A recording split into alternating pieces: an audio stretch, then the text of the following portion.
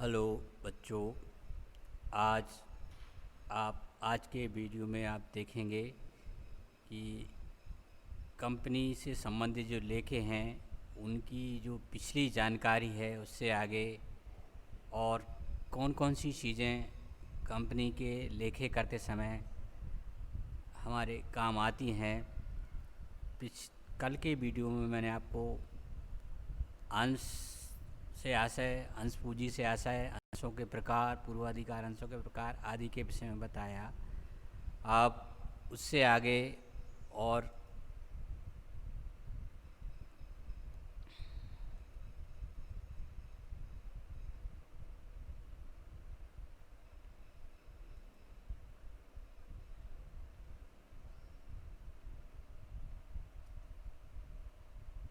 इससे आगे आप देखते हैं, यहाँ क्वेश्चन है अगर अंश और स्कंद में अंतर क्या होता है। बच्चों, अंश की परिभाषा तो मैंने आपको कल बताई थी, एक बार फिर से दोहरा देना चाहता हूँ कि कंपनी को व्यापार करने के लिए बहुत अधिक मात्रा में पूंजी की आवश्यकता होती है। उसको इकट्ठा करने की दृष्टि से कंपनी की पूंजी को छोटी छोटी इकाइयों में व्यक्त कर दिया जाता है, छोटे छोटे भागों में व्यक्त कर दिया जाता है, वो अंश कहलाते हैं। तो अंश के माध्यम से कंपनी पूंजी इकट्ठा करती है। अंश का एक अंकित मूल होता है, एक निश्चित मूल होता है। वो पूरी राशि कंपनी एक ही बार में ले सकती है या किस्तों में, टुकड़ों टुकड़ों में भी ले सकती है। तो जब अंश का पूरा भुगतान कंपनी को प्राप्त हो जाता है तो कंपनी इन अंशों को स्कंद में बदल देती है। इसको स्कंद के नाम से जानते हैं। तो अब अंश और स्कंद में क्या अंतर है। अंश का अंकित मूल्य होता है, जैसे एक नोट का अंकित मूल्य होता है 100 रुपये, 200 रुपये, 500 रुपये, 2000 रुपये, जितना उस पर लिखा होता है उसी मूल्य से वो जाना जाता है। उतने मूल्य के बदले में हमें उतनी राशि प्राप्त होती है। स्कंद का अंकित मूल्य नहीं होता है, उसमें मूल्य अंकित नहीं होता है और इसका अंकित मूल्य होता है। अंश का पूर्णदत्त होना आवश्यक नहीं है और स्कंद का पूर्णदत्त होना आवश्यक होता है। तो जैसे अभी मैंने बताया कि कंपनी अंशों की राशि सुविधाजनक रूप से प्राप्त करती है। जैसे जैसे उसको आवश्यकता होती जाती है वैसे वैसे राशि लेती चली जाती है। तो ज़रूरी नहीं है अंश की पूरी राशि उसको मिल गई, लेकिन जब अंश पूर्णदत्त हो जाता है तो वही अंश स्कंद में परिवर्तित हो जाता है। तो स्कंद का हमेशा पूर्णदत्त ही होता है, तभी वही अंश स्कंद में परिवर्तित होते हैं जो पूर्णदत्त हो जाते हैं। तो स्कंद हमेशा पूर्णदत्त होता है, जितने का आपने मूल्य है उतना ही उसको पैसा आपको देना पड़ेगा। आगे अंतर है हस्तांतरण। अंश का हस्तांतरण केवल पूर्ण मूल्य में ही होता है। यदि आप अपने अंश को बेचना चाहते हैं तो पूरे मूल्य में 100 रुपये का अंश है तो 100 रुपये का ही मूल्य हस्तांतरण आपको। ऐसा नहीं कि आप आधे मूल्य का बेच दो, आधे अपने पास, ऐसा नहीं होता। पूरा का पूरा हस्तांतरण। तो स्कंद का हस्तांतरण आप टुकड़ों टुकड़ों में भी कर सकते हैं। यदि आप एक स्कंद आपने लिया है और उसका कुछ मूल्य आप बेचना चाहते हैं तो बेच सकते हैं। सदस्यता की दृष्टि से प्रत्येक अंशधारी कंपनी का सदस्य होता है और स्कंदधारी का कंपनी का सदस्य होना आवश्यक नहीं होता है। कोई भी व्यक्ति कंपनी का स्कंद खरीद सकता है। पंजीयन की दृष्टि से अंश सदैव पंजीकृत होते हैं। जो व्यक्ति अंश खरीदते हैं उनका नाम कंपनी के रजिस्टर में पंजीकृत होता है, रजिस्टर्ड होता है। स्कंद का पंजीकृत होना आवश्यक नहीं होता है। संख्या की दृष्टि से प्रत्येक अंश की एक निश्चित संख्या होती है और स्कंद की कोई संख्या सुनिश्चित नहीं होती है। जैसे कि कल मैंने एक उदाहरण दिया था आपको, एक कंपनी की अधिकृत पूंजी 1,00,000 रुपये है जो 1000 इकाइयों में बटी हुई है और एक अंश की कीमत 100 रुपये है। तो यहाँ 1000 इकाइयाँ, 1000 अंश ही कंपनी निर्मित कर सकती है। स्कंद की ऐसी कोई संख्या नहीं होती, ना ही उसका कोई अंकित मूल्य होता है, जबकि अंश का एक अंकित मूल्य होता है। कोई भी कंपनी जितने अंश होती है उससे अधिक का निर्गमन नहीं कर सकती है। अब कंपनी की पूंजी संरचना या भेद के विषय में। कंपनी अधिनियम में अंश पूंजी शब्द का प्रयोग अनेक रूपों में किया गया है, अतः अंश पूंजी को निम्नांकित भागों में व्यक्त किया जा सकता है, निम्न वर्गों में बांटा। पूंजी संरचना कहलाती है। अधिकृत पूंजी, इसको पंजीकृत पूंजी या रजिस्टर्ड पूंजी, अधिकतम पूंजी, इंग्लिश में ऑथोराइज्ड कैपिटल के नाम से जानते हैं। अधिकृत पूंजी कंपनी की वह पूंजी होती है जिसका उल्लेख कंपनी के पंजीयन करवाते समय कंपनी रजिस्ट्रार के सम्मुख उल्लेख किया जाता है। जब कंपनी का पंजीयन करवाते हैं, जब कंपनी का रजिस्ट्रेशन करवाते हैं, तो कंपनी रजिस्ट्रार के सामने इसका हमें उल्लेख करना होता है कि कंपनी अधिकतम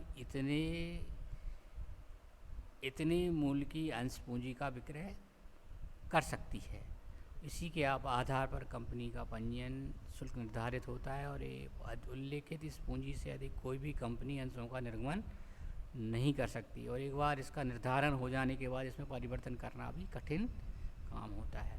तो कंपनी के जो प्रवर्तक होते हैं, कंपनी की अधिकृत पूंजी या पंजीकृत भावी आवश्यकताओं को ध्यान में रखकर उसका निर्धारण करते हैं। कम भी नहीं होना चाहिए और अधिक भी नहीं होना चाहिए। निर्गमित, अब आगे की कंपनी के भेदों का आशय अधिकृत पूंजी का ही आधार है, उसके आधार पर ये अपने आप आशय उनका निर्धारित होता चला जाता है। अधिकृत पूंजी से ही हम अन्य पूंजी के नामों को जान सकते हैं। तो जैसे अभी मैंने आपको उदाहरण दिया था कल की, 1,00,000 रुपये मान लीजिए कोई कंपनी की अधिकृत पूंजी है जो 1,000 इकाइयों में बटी है, एक इकाई की कीमत 100 रुपये है, तो ये कंपनी की अधिकतम पूंजी होगी। इससे अधिक कोई कंपनी अंशों का निर्गमन नहीं कर पाएगी। अब मान लीजिए कंपनी को अभी 50,000 रुपये की आवश्यकता है व्यापार शुरू करने के लिए, 50,000 से ही काम हो जाएगा, तो कंपनी की अधिकतम पूंजी तो 1,00,000 हुई। अब इसमें से वो जनता में केवल 50,000 का ही विक्रय कर रही है। तो अधिकृत पूंजी का वह भाग जो जनता में बेचने के लिए प्रस्तुत किया जाता है, जनता में बेचा जाता है, वो निर्गमित पूंजी कहलाती है। यहाँ उदाहरण से स्पष्ट हो रहा है कि 1,00,000 में से 50,000 की अंश बेच रहे हैं, तो ये निर्गमित पूंजी कहलाएगी। मतलब जनता में बेचने के लिए हमने प्रस्तुत कर दिए, बेचने के लिए जनता को प्रस्ताव रखा है, वो निर्गमित हुई। और जो नहीं बेचा है वो अनिर्गमित हो गया। तो अधिकतम पूंजी हमारी 1,00,000 थी, 1,00,000 में से हम 50 बेच रहे हैं तो निर्गमित हो गई, और 50 का निर्गमन नहीं करे तो अनिर्गमित हो गई। तो निर्गमित पूंजी के आधार पर ही, अधिकृत पूंजी के आधार पर ही हम निर्गमित पूंजी और अनिर्गमित पूंजी का निर्धारण, 50 भी हो सकती है, 60 भी हो सकती है, जैसी आवश्यकता है। पूरे 1,00,000 का भी निर्गमन कर सकती है कंपनी, लेकिन अधिकतम कोई भी कंपनी अधिकृत पूंजी से अधिक का अंशों का निर्गमन नहीं कर सकती है। आगे प्रार्थित पूंजी का आशय निर्गमित के आधार पर ही होगा। ये श्रृंखलाबद्ध तरीके से होते हैं। पहले की पूंजी के आधार पर दूसरी पूंजी का आशय अपने आप निर्गत, जितनी पूंजी का हमने निर्गमन किया है, जनता में खरीदने के लिए दिया है, उसमें से जनता कितना खरीदना चाहती है, कितने के लिए प्रार्थना पत्र करना चाहती है, प्रार्थित होती है, अविदित पूंजी के नाम से जानी जाती है। जैसे मान लीजिए हमने 50,000 अंशों का निर्गमन किया और 50 के आवेदन आ गए तो प्रार्थित हुए, 40 के लिए प्रार्थना पत्र आ गए तो 40 हो गए। अधिक के भी लिए भी आते हैं, लेकिन अधिक में ये ध्यान रखना पड़ता है कि कोई भी कंपनी निर्गमित पूंजी से अधिक का अंशों का आवंटन नहीं कर सकते। जितना अधिक पैसा आता है तो वो राशि संबंधित अंशधारियों को या तो लौटाना होती है या फिर अगली किस्तों में उस राशि का समायोजन करना होता है। ये नियम होता है। यदि मान लीजिए 60,000 अंशों के लिए प्रार्थना पत्र आ गए तो कंपनी 50,000 का ही निर्गमन करेगी। 10,000 रुपये या तो कंपनी संबंधित प्रार्थना करने वालों को वापस करेगी या अगली किस्तों में उनको समायोजित करेगी। ये नियम रहता है। याचित पूंजी या मांगी गई पूंजी, कॉल्ड अप कैपिटल के नाम से इसको जानते हैं। प्रार्थित पूंजी का वह भाग जो कंपनी द्वारा जनता से मांग लिया। हमने 50,000 का निर्गमन किया था, 50,000 की प्रार्थना पत्र आए थे, लेकिन हमें अभी आवश्यकता 40 की है, तो हमने केवल अंशधारियों से 40,000 रुपये ही मांगे। ये मांगी गई पूंजी। और जो नहीं मांगी है वो अयाचित कहलाएगी। तो 10,000 रुपये हमने अभी अंशधारियों से नहीं मांगे, जब आवश्यकता होगी तब हम मांग लेंगे, तो वो अयाचित पूंजी के नाम से जानी जाएगी।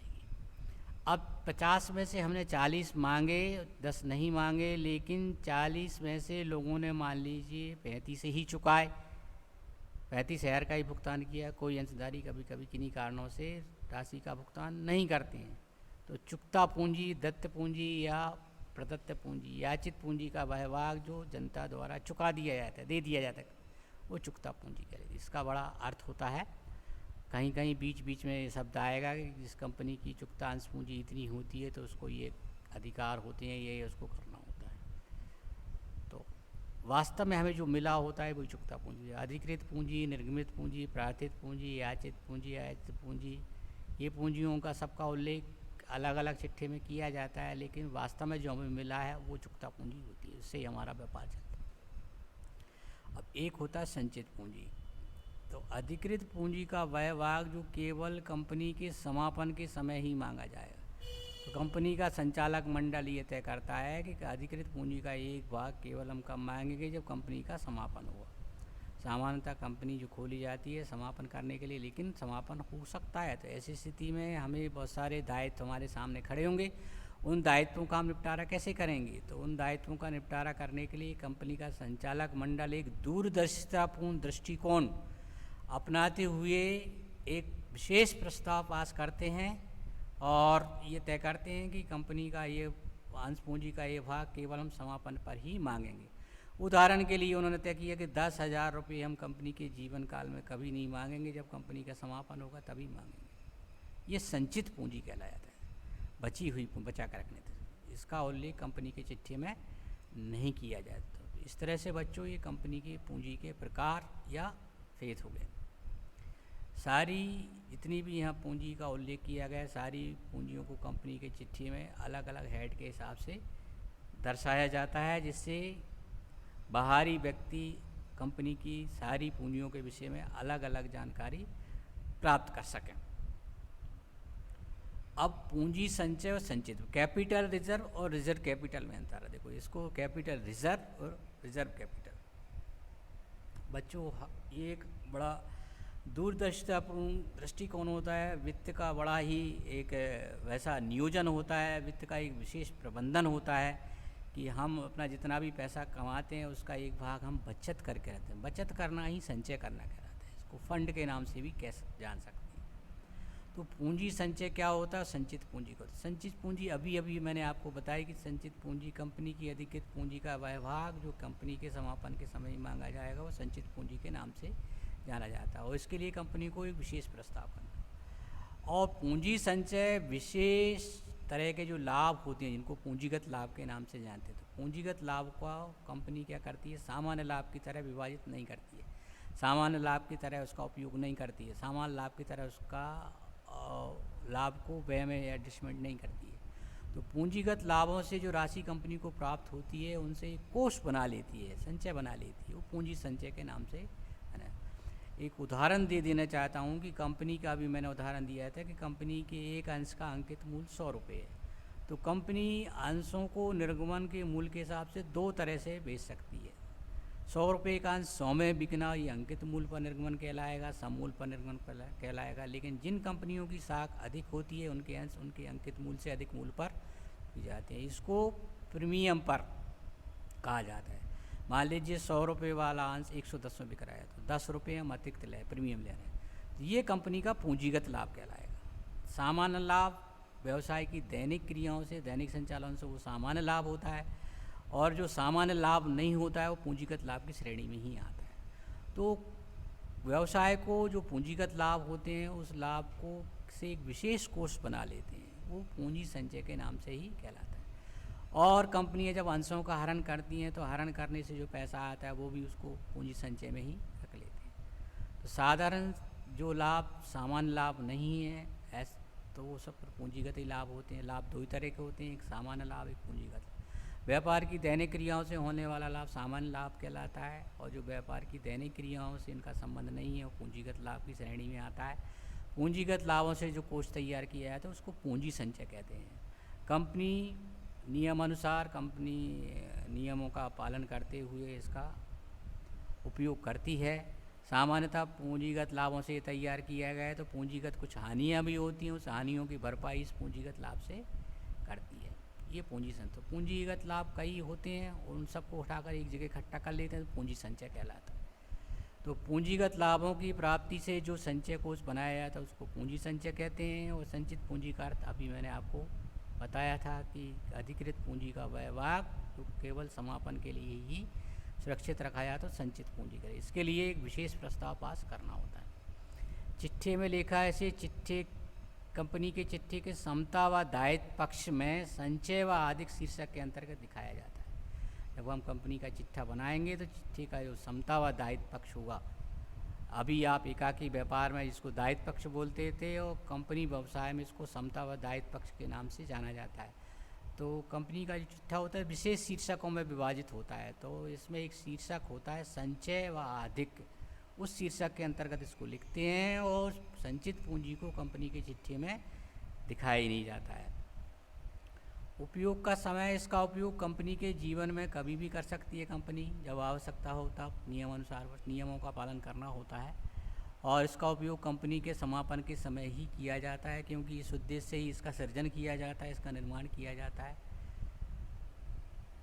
पूंजी संचय के लिए कोई प्रस्ताव पास करने की आवश्यकता नहीं होती, इसके निर्माण के लिए कोई प्रस्ताव पास नहीं करना पड़ता है। इसके निर्माण के लिए कंपनी को विशेष प्रस्ताव पास करना होता है। पूंजीगत हानि का अपलेखन, पूंजी संचय का उपयोग बच्चों भी मैंने बताया था कि पूंजीगत हानियों के अपलेखन के लिए विधान अनुसार किया जाता है। पूंजीगत लाभों से तैयार किया है, इसलिए इसका उपयोग पूंजीगत हानियों के लिए भी किया जाएगा। और इसका प्रयोग पूंजीगत हानि के अपलेखन के लिए नहीं किया जाता है। ये तो कंपनी के समापन पर पैसा आएगा और वो उसके हिसाब से इसका उपयोग किया जाएगा। तो ये पूंजी संचय और संचित पूंजी में अंतर था। अब जैसे कि मैंने आपको कल बताया था कि कंपनी की जो पूंजी है छोटी छोटी इकाइयों में बटी होती है। इस इकाई को अंश बोलते हैं, शेयर बोलते हैं, और इस तरह कंपनी की पूंजी अंशों से अंश पूंजी बोलते हैं। तो एक जो सार्वजनिक कंपनी होती है, पब्लिक कंपनी होती है, वो आम जनता से पैसा इकट्ठा करती है, अर्थात अपनी पूंजी को बेचती है, पूंजी की इकाइयों को बेचती है। तो इसके लिए एक निश्चित प्रक्रिया को अपनाती है। वो निश्चित प्रक्रिया क्या होती है, इसे सार्वजनिक अंशों का सार्वजनिक निर्गमन की प्रक्रिया के नाम से जानते हैं। तो कंपनी को अंशों का निर्गमन करने के लिए क्या क्या स्टेप लेना पड़ते हैं, क्या क्या प्रक्रिया अपनाना पड़ती है, वो 5 चरण है इसमें आप देखेंगे। तो सबसे पहले प्राविवरण, प्राविवरण का पहले भी उल्लेख किया चुका। प्राविवरण सार्वजनिक कंपनी का एक महत्वपूर्ण प्रलेख है, जो अंशों को बेचने का एक आमंत्रण है।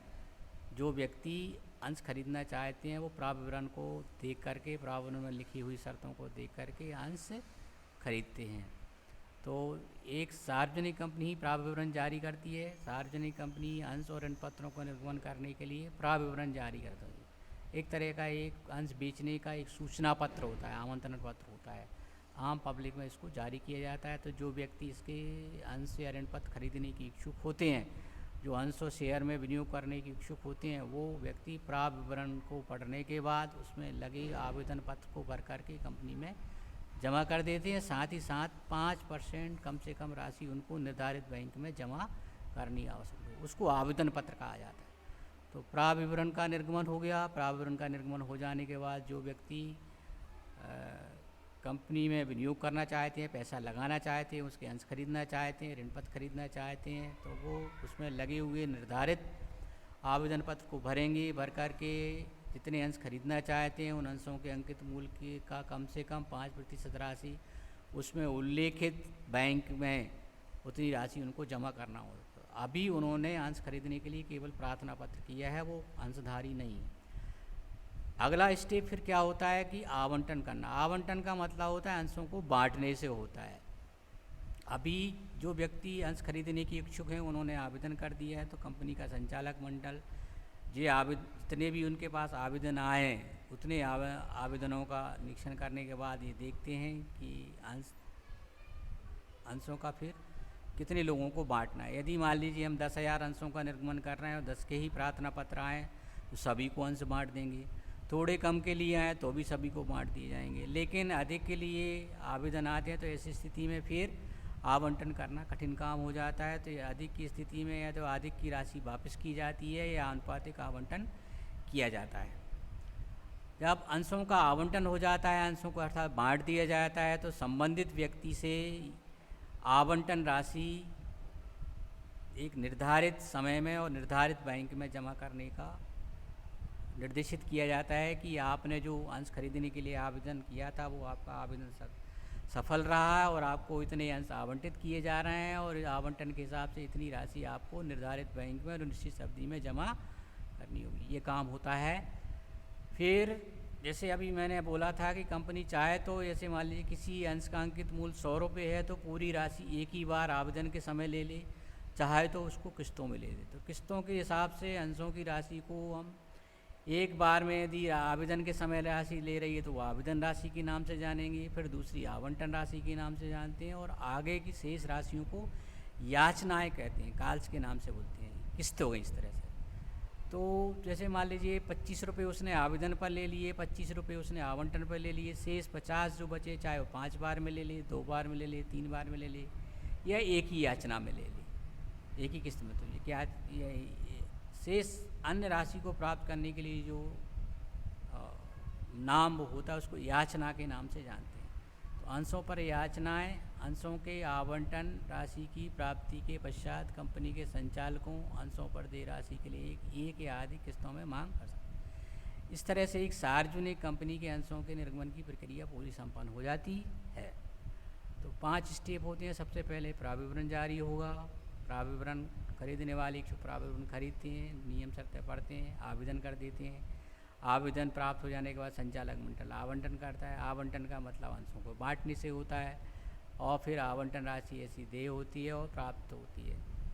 और फिर यदि आवश्यकता लगती है तो शेष राशि को याचनाओं में विभक्त कर सकती है, या आवंटन पर ही शेष राशि प्राप्त पूरी कर सकती है। कंपनी चाहे तो पूरी राशि एक ही बार में ले ले, 2 बार में ले ले, 3 बार में, 3 बार, जैसी जैसी उसको आवश्यकता होती है वैसे वैसे कंपनी अंशों की राशि प्राप्त करे।